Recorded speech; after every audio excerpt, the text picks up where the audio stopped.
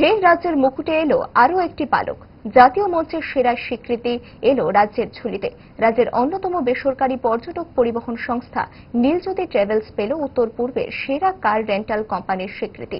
রাজ্যের পর্যটন শিল্প এখন যেন নতুন ভোরের আলোয় স্নাত।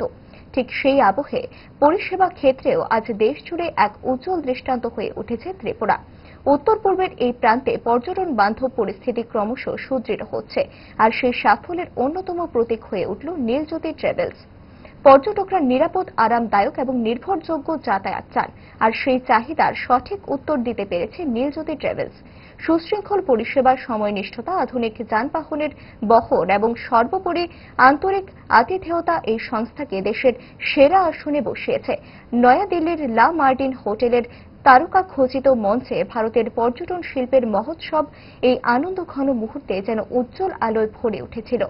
সারা দেশ থেকে আগত পর্যটন উদ্যোগীরা জমায়েত হয়েছিলেন এই অনুষ্ঠানে, আর সেখানে গোটা ভারতের সেরা কার রেন্টাল কোম্পানি হিসেবে সম্মানিত হল Neeljyoti travels.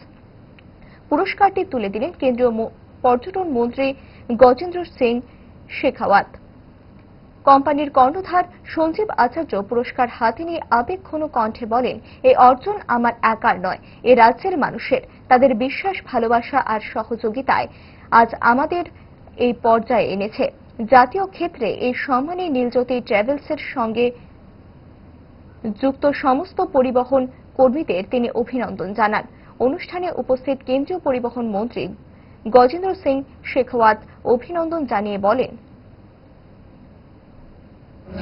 Air Travel Awards 2025. This occasion is not just about honoring excellence. It is about celebrating the partnership between the government